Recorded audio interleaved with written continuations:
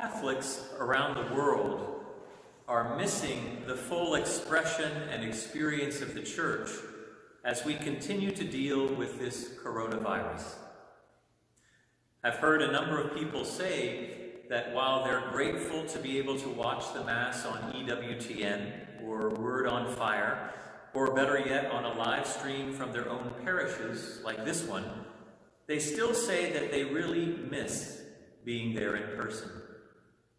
I had one parishioner tell me, that while participating in the Mass at home, she realized that she doesn't sing as well as she thought she did when she was in the church. When we're supported by one another's voices, we do sing better.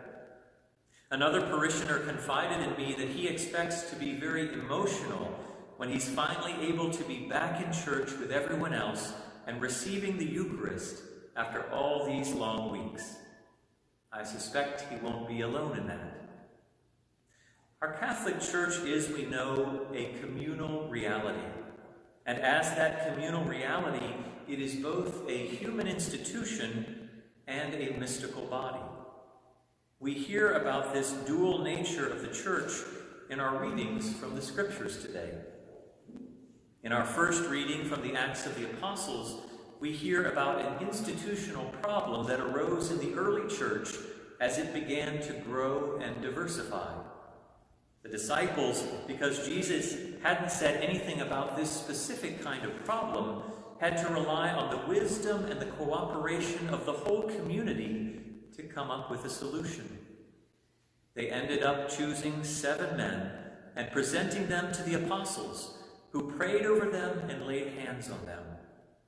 The Church has long considered this event as the genesis of the ordination of deacons, an important ministry of service to the whole community. Then in our second reading today from the first letter of St. Peter, we hear about the spiritual reality of the Church, though the spiritual and the institutional do, of course, overlap. St. Peter, as the one about whom Christ said, "Upon this rock I will build my church," says to the rest of the communion, "Come to him, a living stone, rejected by human beings, but chosen and precious in the sight of God. And like living stones, let yourselves be built into a spiritual house."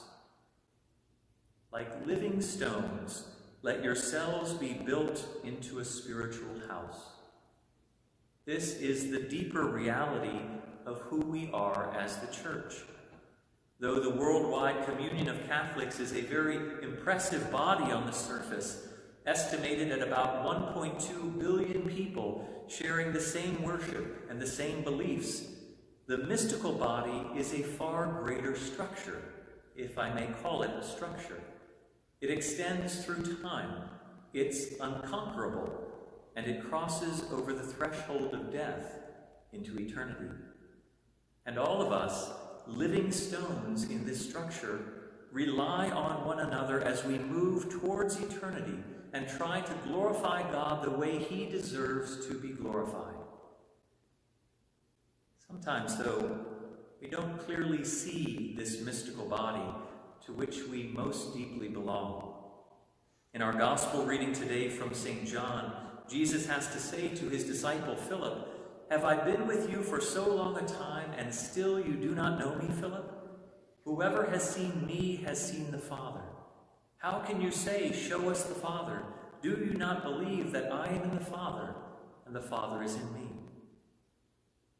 It is part of the teaching of the Church that just as the disciples in Jesus' day could see the Father in him, so we can see him in the Church. Our catechism teaches that the Church in Christ is like a sacrament, a sign and instrument, that is, of communion with God and of unity among all. The Church's first purpose is to be the sacrament of the inner union of persons with God. Unfortunately, our communion in the Church is often weakened by sin, and each one of us has some responsibility for that.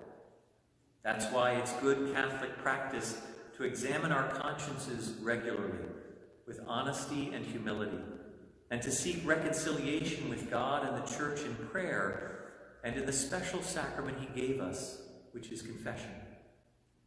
As St. Paul wrote in his letter to the Romans, where sin increased, grace overflowed all the more.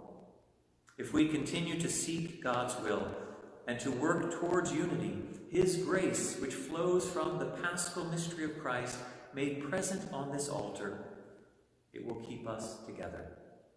I pray that the members of this parish and the parish in Martinsville will be able to gather again very soon to celebrate the Holy Eucharist together.